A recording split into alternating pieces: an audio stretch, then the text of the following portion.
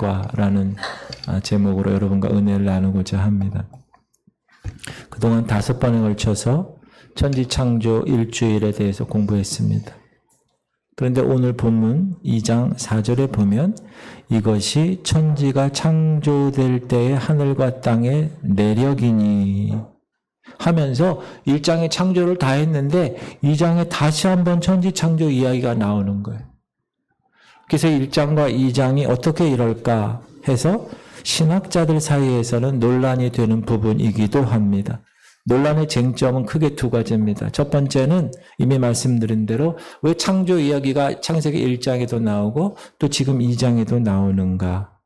두 번째 논란은 2장 4절부터 하나님의 이름이 바뀐다는 거예요. 하나님을 칭하는 칭호가 바뀐다는 거예요. 2장 3절까지는 창조의 주체가 하나님 엘로힘으로 기록되어 있고 2장 4절부터는 창조의 주체가 야훼 하나님으로 기록되어 있다는 거예요. 그래서 일부 학자들은 어떻게 생각하는가? 야, 모세오경, 창세기, 출애굽기, 레위기, 민수기, 신명기, 모세오경은 누가 쓴 거죠? 모세가 썼는데 이 창세기는 후대에 편집된 것이야 라고 주장을 하는 거예요. 창조 이야기가 여러 문서에 기록이 돼 있는데 여러 개가 있는데 이 문서에서 일부를 저 문서에서 일부를 가져다가 이렇게 편집해서 나열한 것이야. 이 문서에서는 하나님을 엘로힘이라고 했고 저 문서에서는 하나님을 야훼라고 했으니 창조의 이야기도 2번, 하나님의 이름도 2가지로 소개된 것이야. 이렇게 주장하는 사람도 있습니다. 그러나 이런 이야기를 우리가 들으면 처음에는 그럴듯합니다. 그럴 수 있겠네. 왜냐하면 인간적으로 이해가 가는 거예요. 물론 모세가 창세기를 기록할 때 창조의 이야기 같은 경우는 모세가 경험했나요? 안 했나요? 경험한 게 아니죠. 그래서 구전되어 내려오는 이야기를 참고했을 것입니다. 그러나 여기서 우리가 중요한 것, 이것은 모든 성경은 하나님의 감동으로 쓰여졌다는 거예요. 이게 우리 8월달 암송 구절이잖아요. 우리 한번 주보를 보고 시작. 모든 성경은 하나님의 감동으로 된 것으로 교훈과 책망과 바르게 함과 의로 교육하기에 유익하니 이는 하나님의 사람으로 온전하게 하며 모든 선한 일을 행할 능력을 갖추게 하려 함이라. 그래서 오늘 디모데후서 모든 성경은 하나님의 감동으로 된 것으로 이렇게 얘기한 것. 여러분 믿고 계십니까? 이 성경이 하나님의 감동으로 쓰여졌다는 거 믿으세요? 그럼 질문 드립니다. 그러면 성경이 하나님의 감동으로 된 것을 어떻게 알 수가 있는가? Inspiration of God, 하나님의 감동. 자, 하나님의 감동으로 쓰여졌다는 것이 목사님 무슨 뜻입니까? 하나님의 감동으로 쓰였다는 것은 따라하십시오. 인간적인 방법으로만 쓰인 것이 아니다. 도리어 지금 우리가 얘기한 1장과 2장의 창조 2가지, 여호와 이름이 2가지, 하나님의 이름이 2가지, 이 차이를 통해서 창세기가 더욱 하나님의 감동으로 쓰여진 사실이라를 깨닫게 되는 거예요. 그래서 오늘 첫 번째 부분은 이 2번의 창조 이야기와 새로운 하나님의 이름 2가지, 이 등장에 대해서 먼저 말씀을 드리고 본문을 이야기하도록 하겠습니다. 먼저 우리가 생각할 것은 4절에 기록되어 있습니다. 4절 시작.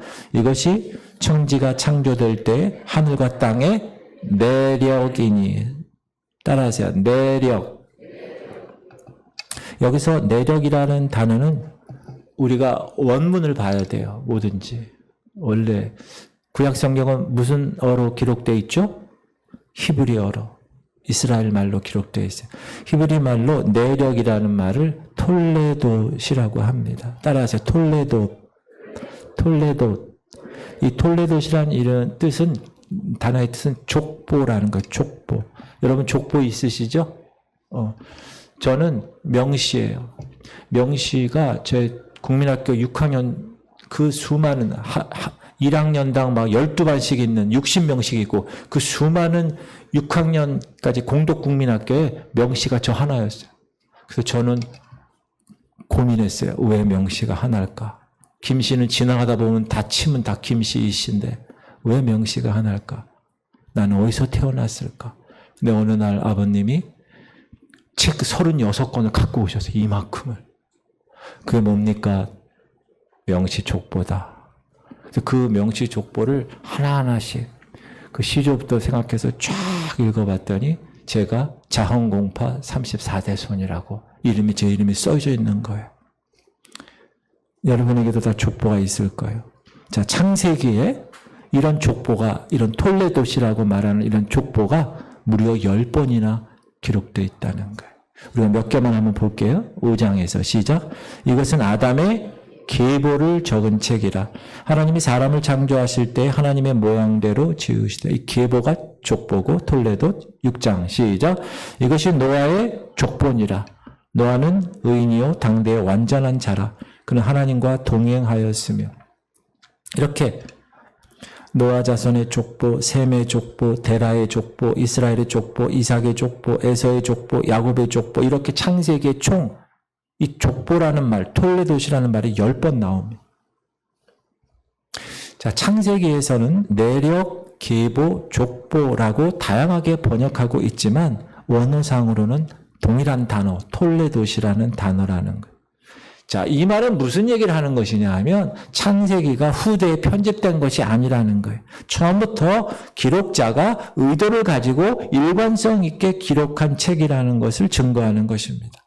그래서 창세기에는 천지창조 이후의 역사를 10개의 족보로 소개하는 책이라고 생각하면 되고 출애굽은 10개의 재앙을 통해서 출애굽할 수 있었고 또 시내산 언약은 10개의 계명, 10계명으로 주어진 것입니다. 두 번째 생각할 것은 하나님의 이름입니다.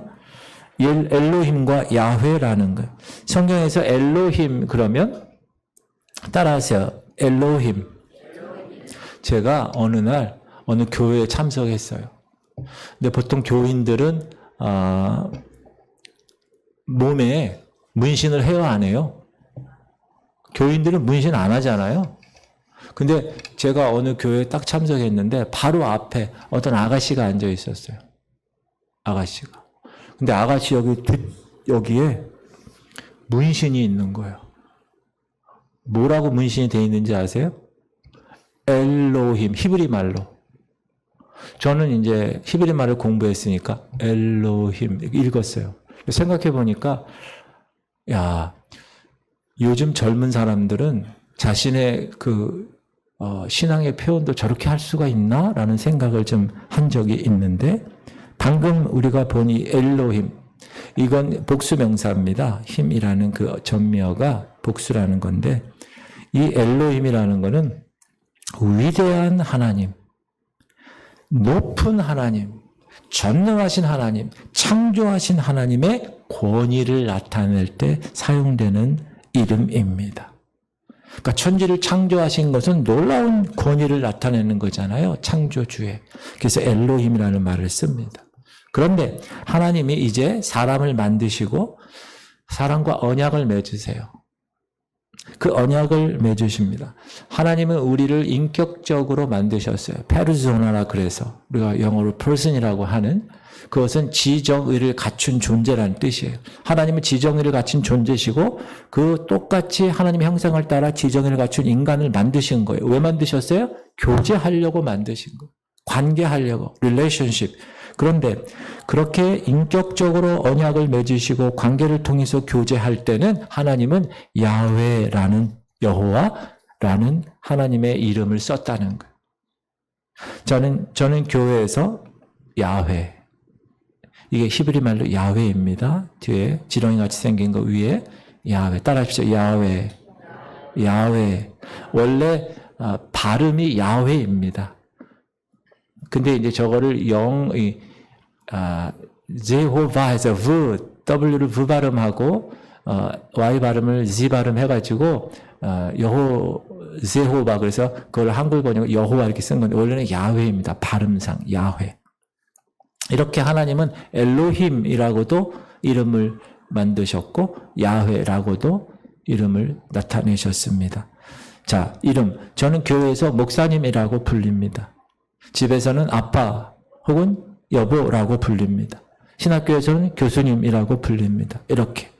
마찬가지로 창세기 1장에 천지를 창조하신 전능자를 말할 때는 엘로힘 하나님 단어를 사용했고, 창세기 2장에서 이제 사람을 창조하고 사람과 함께 언약을 맺으시는 에덴 동산에서 그런 하나님은 야훼라는 이름을 사용하신 것입니다.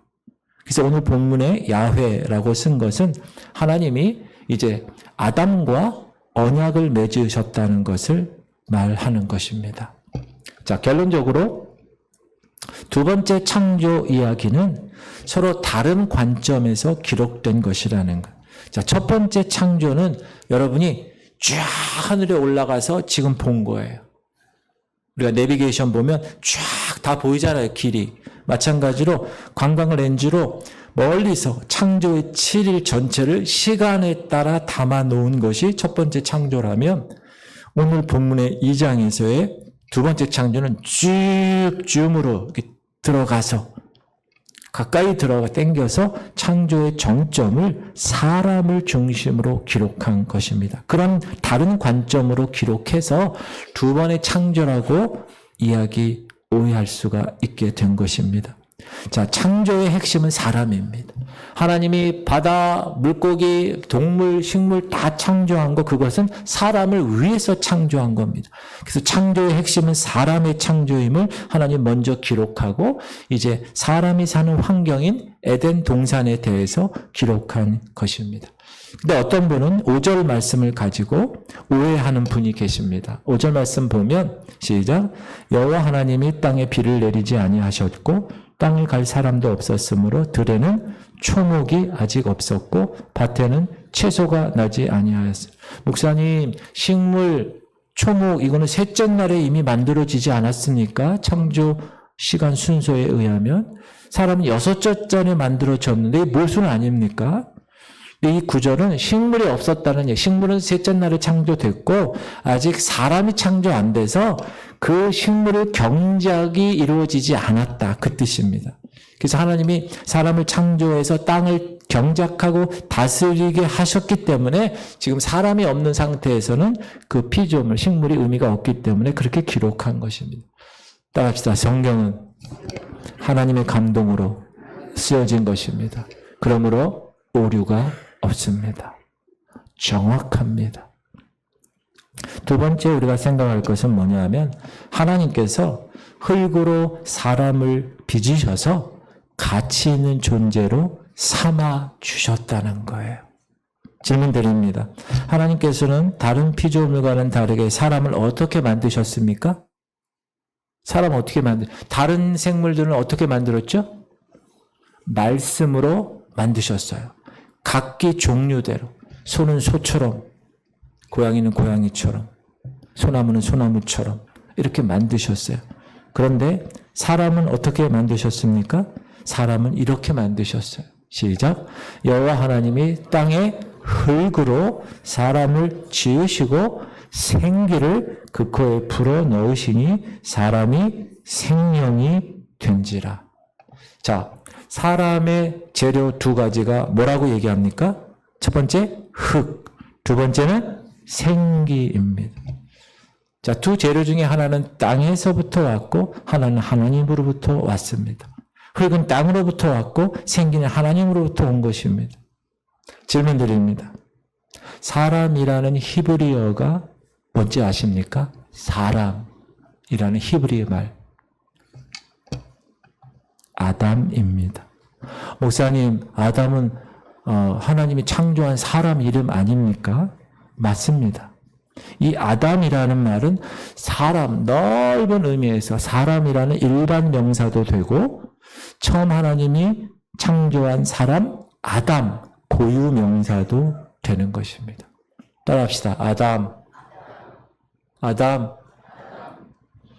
그런데 땅이라는 히브리어가 있습니다. 땅이라는 히브리어가 혹시 뭔지 아십니까? 따라하세요. 아담아. 아담아. 아담아 그럼 무슨 생각이 납니까? 제가 어렸을 때 애들이 저 새끼는 저 아담아가 돌았나 이렇게 얘기하는 경우 있어요. 애들끼리 얘기할 때 아담아 아담아. 그거에 아담아랑 관계없는 저거는 히브리 말로 아담아입니다. 이 아담아라는 얘기는 흙이라는 거예요. 흙. 목사님 아담과 아담아가 무슨 연관성이 있습니까? 같은 말이에요. 실제로 사람을 구성하고 있는 물질적인 성분은 흙의 성분과 동일합니다. 왠지 아십니까? 하나님 흙으로 만들었기 때문에. 저희 아버님이 돌아가셨잖아요. 한두 달 전에. 지금 흙으로 돌아가신 거예요. 지금 매장해가지고 흙으로 돌아가신 거예요. 그러면 질문 드립니다. 하나님이 왜 사람을 땅에 그 많은 재료 중에서 흙으로 만드셨을까요? 금가루나 은가루로 만들지 아니하시고 흙으로 만드셨다는. 왜 그랬을까? 그 의미하는 바가 뭘까? 성경에서 이 아담아라는 흙이라는 단어는 티끌, 재, 진토라는 뜻입니다. 티끌, 재, 진토 무슨 의미일까요? 하찮다, 보잘것없다, 비천하다 이런 이미지를 전하는 단어입니다. 우리가 흙을 씹었다. 이건 뭐죠? 패배를 상징하고 굴욕을 상징하잖아요. 하나님이 뱀에게 저주 내릴 때 선악과 사건 이후에 뱀에게 뭐라 그러냐? 너는 흙을 먹으리라 이렇게 얘기한 거예요. 그건 뜻은 저주를 나타내는 겁니다. 원래는 비천한 존재라는 거예요. 여러분, 저와 여러분은 비천한 존재 흙으로 하나님이 직접 빚으셔서 지으셨습니다. 이 말은 하나님이 사람을 만드실 때 대충 만들지 않았어요. 그냥 말로 야 사람 그럼 딱 태어나게 만들지 않았다는 거예요. 정성과 지혜와 사랑으로 사람을 만드셨다는 거예요. 그리고 사람을 만든 후에 그것으로 끝나지 않고 흙으로 만든 물체에 하나님이 생기를 불어넣으셨어요. 루아흐, 생기를 불어넣으셨어요. 그랬더니 살아있는 존재가 되었다는 거예요. 생기는 숨이에요. 숨. 생기는 하나님의 영이고 생기는 하나님의 형상이에요. 무슨 말입니까? 사람을 만들 때 흙으로 비천한 모습으로 만들었지만 루아흐, 생기를 불어넣으심으로 가치 있는 존재가 되었다는 거예요. 이렇게 사람을 흙으로 만드시고 생기를 불어넣으신 그 사람을 하나님은 어디에 두셨습니까? 에덴이라는 곳에 두었습니다. 여러분 에덴의 뜻이 뭔지 아세요? 이든, 에덴. 이 뜻은 기쁨이라는 뜻이에요. 행복이라는 뜻이에요. 무슨 말이에요? 하나님의 형상대로 지은 그 인간들이 거기서 기쁘고 행복하게 살게 하실 그런 터전을 말합니다. 에덴은 오늘 성경 보니까 4개의 강이 땅을 적시고 있었다. 여러분 그 4개의 강 중에 지금도 있는 강이 있어요. 유프라테스 강, 티그리스 강. 그러면 에덴 동산의 위치가 어디 있어요? 지금의 이란이 있는 이란. 목사님, 에덴 동산은 그냥 어디 공간에 그냥 환상적으로 있는 거 아니에요. 지금 지구상에 이란 거기에 에덴 동산이 세워지는 정확하게 성경이 기록되어 있습니다. 그리고 여러 보석이 있고 각종 식물과 열매가 있는 비옥한 땅이에요. 하나님은 에덴을 아름다운 장소로 만드셨어요. 사람이 먹고 살기에 좋은 쓸모있는 장소로 만드셨어요. 또 한 가지, 자 하나님이 이 에덴에서 그냥 사람을 놀고 먹고 살게 만든 게 아니라 경작하고 다스릴 일할 것을 주신 장소라는 거예요. 그래서 여러분 지금 일하고 계시잖아요. 물론 사람이 타락해서 땀을 흘리며 저주받은 땅에서 일을 해서 그렇게 힘들게 일하지만 일한다는 것은 뭐예요? 하나님이 그렇게 우리에게 주신 놀라운 일이라는 것을 꼭 기억하시기 바랍니다. 이렇게 하나님은 사람을 생기를 불어넣으심으로 가치 있게 만드셨을 뿐만 아니라 에덴을 통해서 행복하고 기쁘게 살 수 있도록 환경을 허락하신 것입니다. 사랑하는 성도님들, 하나님은 사람을 가치 있게 만드셨습니다. 비록 사람을 만든 재료는 흙이에요. 비천한 것 같지만 하나님이 그 비천한 그 흙에 하나님의 생기를 불어넣어서 가치를 부여하셨다는 거예요. 따라합시다. 나는 가치 있는 존재입니다. 옆 사람 보고 인사하세요. 당신은, 옆 사람 보고 당신은 가치 있는 존재입니다. 권사님, 왜 안 하세요? 다시. 당신은 가치 있는 존재입니다.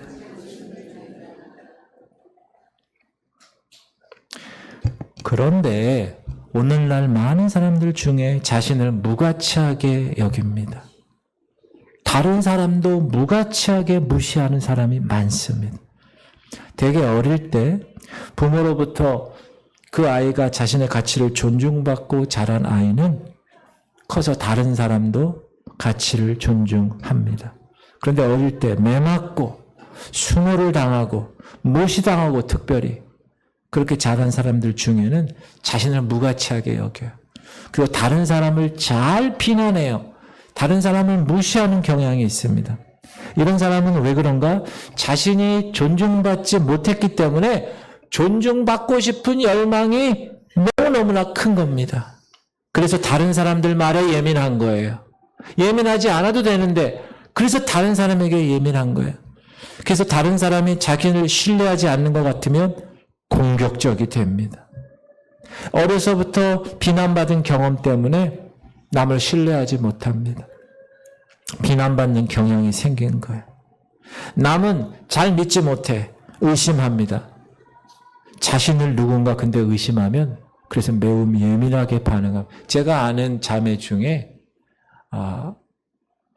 어렸을 때 그 아버지로부터 폭행당하고 정말 힘들게 살았던 자매가 있어요. 그 자매가 컸어요.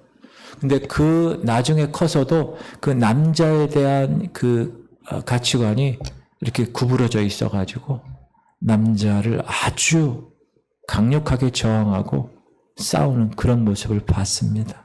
사랑하는 성도님들, 하나님은 비록 저와 여러분을 흙으로 만드셨지만 가치 있게 만드셨습니다. 그래서 우리를 지으신 하나님 안에서 그 가치를 발견하지 못하면 따라합시다. 흙의 인생이 됩니다. 비천한 인생이 됩니다. 그러니까 하나님이 나에게 생기를 부어서 하나님의 형상으로 놀라운 가치를 주셨다는 것을 발견하지 못하면 그렇게 사는 거예요. 세상 사람들처럼. 그리고 하나님은 사람을 에덴이라는 아름다운 동산에 거주하게 하시면서 그 가운데 있는 모든 것을 경작하고 다스리게 하셨다는 거예요. 이 말씀은 뭐냐? 사람은 무엇인가 자신에게 맞는 일을 할 때 가치가 있어진다는 거예요. 아무것도 안 하면 가치가 없다는 거예요. 자, 일은 물론 사람이 타락한 이후에 생존의 수단이 되었습니다. 그러나 하나님은 원래 우리를 만드셨을 때 경작하고 다스림을 통해서 자기 자신의 가치를 확인하도록 주신 것입니다. 사랑하는 성도님들, 하나님 안에서 그러므로 자신과 다른 사람들의 가치를 존중하는 법을 배우실 수 있기를 주님의 이름으로 축복합니다. 교회 공동체에서, 여러분 있는 가정 공동체에서, 직장 공동체에서 그렇게 나 자신에 대한 가치가 존중되고 다른 사람의 가치를 존중하게 되면 그때 여러분은 기쁨과 행복이 가득한 에덴의 가치 있는 삶을 사시게 될 것입니다. 그것이 우리 하나님의 형상, 로아흐, 하나님의 생기를 받은 사람이 살아내는 모습입니다. 세 번째, 생각할 것은 여호와 하나님께서 흙으로 사람을 지으시고 코에 생기를 부으셔서 가치 있게 만드신 후에 그 사람과 언약을 맺으셨다는. 에덴에서 아름다운 일을 하며 살게 하셨는데 단 하나 지켜야 할 약속이 있었다. 그 약속이 뭐죠? 시작. 여호와 하나님이 그 사람에게 명하여 이르시되 동산 각종 나무의 열매는 네가 임의로 먹되 선악을 알게 하는 나무의 열매는 먹지 말라. 네가 먹는 날에는 반드시 죽으리라 하시니라. 지금까지 수많은 사람들이 문제를 제기하는 구절이 바로 이 구절입니다. 목사님, 왜 하나님이 선악을 알게 하는 나무를 만들어서 사람을 시험하게 했습니까? 그것만 없었으면 하나님을 거역하지도 않고 행복하게 잘 먹고 잘 살았을 텐데 굳이 선악과를 왜 만드셔서 사람으로 하여금 먹고 범죄하고 이 고생을 하게 합니까? 라고 그 책임을 하나님께 돌리는 사람들이 의외로 많다는 겁니다. 자, 제가 질문 드립니다. 선악을 하는 나무에, 그 나무 열매에 무슨 신비한 힘이 있었나요? 없었나요? 없었어요. 선악을 알게 하는 나무는 그냥 평범한 나무였어요. 그런데 하나님은 그 나무를 기준으로 해서 하나님께 이 만든 사람이 순종하는지 안 하는지를 보시기로 언약을 맺으신 것입니다. 여기서 중요한 사실을 잊어서는 안 됩니다. 그 사실이 뭐냐? 따라합시다. 사람은 에덴 동산의 주인이 아닙니다. 이게 너무나 중요한 사실입니다. 사람은 에덴의 청지기입니다. 일꾼이에요. 사람은 창조하신 하나님 주인이신 그분의 위임을 받아서 그 에덴 동산을 잘 다스리며 살도록 한 청지기라는 거예요. 일꾼이라는 거예요. 선악을 알게 하는 나무는 에덴의 청지기인 아담 자신이 스스로 그 나무를 볼 때마다 야, 내 자신이 어떤 존재인지를 확인할 수 있도록 주신 나무입니다. 그 나무를 볼 때마다 사람은 무슨 생각을 해야 돼요? 아, 나는 원래 흙에서 나온 비천한 존재인데 하나님이 생기를 부어 넣으셔서 가치 있는 존재를 만드셨구나. 가치 있게 여기셨구나. 이 동상, 이 아름다운 동상을 다스리게 하셨구나. 라는 거를 꼭 기억하라고 선악나무를 주신 것입니다. 만약 에덴 동산에 선악을 알게 하는 나무가 없었다면 사람은 스스로 결정할 수 있는 것이 없는 것이 되는 거예요. 물론 하나님이 자유의지를 주셨습니다. 그러나 자유의지를 주었다고 하지만 선악과가 없으면 하나님의 언약에 순종할지 불순종할지 선택권이 없어지게 되는 것입니다.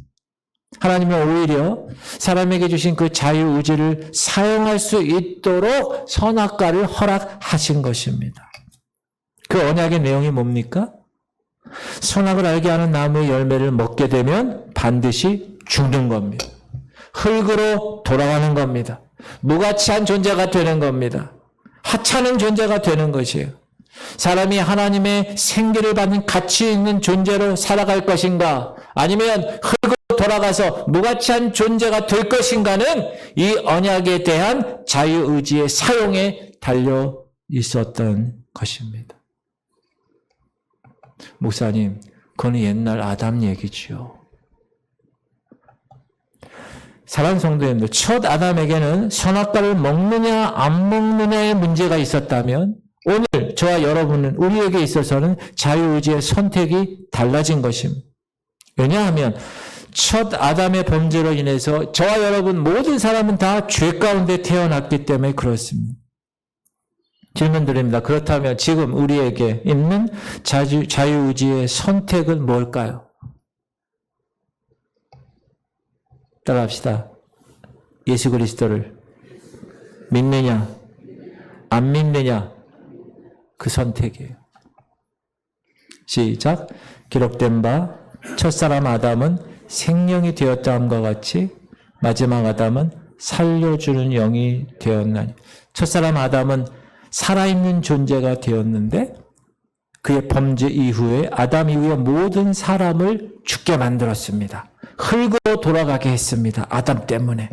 그런데 마지막 아담인 예수 그분이 그 죽은 자리에서 살려주는 영이 되었다고 이야기합니다. 그러므로 사랑하는 성도님들, 바로 살려주는 영이신 예수님을 우리가 우리의 자유의지를 가지고 우리 스스로 믿음으로 그분을 받아들일 때 흙과 같은 인생이, 먼지 같은 인생이, 비천한 인생이 다시 가치 있는 인생으로, 삶으로 변화되는 것입니다. 사람에게 주어진 자유의지가 첫 아담에게는 선악과를 먹느냐 안 먹느냐의 문제였다면 지금 이 땅을 살아가는 우리에게는 예수 그리스도 그분, 살려주는 영이신 그분을 믿음으로 영접하느냐 안 하느냐의 문제 앞에 놓인 것입니다. 사랑하는 성도님들, 제가 질문 드립니다. 이 예수 그리스도, 살려주는 영이신 이 예수 그리스도를 여러분 믿음으로 영접하셨습니까? 혹시 아직 영접하지 않은 분이 계시면 이 시간 믿음으로 영접하시기를 간절히 축복합니다. 시작. 우리가 흙에 속한 자의 형상을 입은 것 같이 또한 하늘에 속한 이의 형상을 입으리라. 이 말씀은 우리는 이 땅에서 태어날 때 흙에 속한 자의 형상으로 태어난 거예요. 아담의 형상을 가지고 태어났어요. 그러나 예수 그리스도를 믿음으로 영접한 사람에게는 하늘에 속한 이의 형상, 즉 예수 그리스도의 형상, 처음 에덴에서 사람을 창조하셨을 때 가졌던 그 하나님의 형상이 새로 다시 회복되게 될 것이라는 말씀입니다. 이게 약속이에요. 우리는 흙에 속한 자의 형상으로 태어났지만, 그래서 하나님의 형상이 왜곡되고 잘못되고 고장되었지만 이제 나의 자유의지의 선택에 따라 하늘에 속한 이의 형상을 선택함으로 그 하나님의 형상으로 다시 회복되었다라는 것입니다. 그것이 성경의 전체적인 복음의 메시지입니다. 사랑하는 지구촌 성도님들, 사람의 본질은 흙입니다. 여러분의 본질은 흙이에요. 하잘것없는 먼지예요. 그래서 죽으면 흙으로 돌아갑니다. 그러나 하나님의 생기를 통하여서 흙 이상의 가치 있고 영광스러운 존재로 하나님이 만드셨습니다.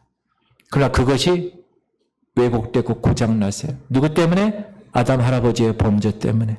그래서 오늘 우리에게 있어서 다시 한번 하늘에 속한 이의 형상을 회복시킬 그 주인공 예수 그리스도 그분을 영접하는 것, 내 자유의 의지에서 그분을 선택하는 것, 그러면 하나님의 형상이 다시 회복되고 들어오는 것입니다. 그 길이 바로 우리가 다시 하나님의 영광스럽고 가치 있는 존재로 회복되는 유일한 길입니다.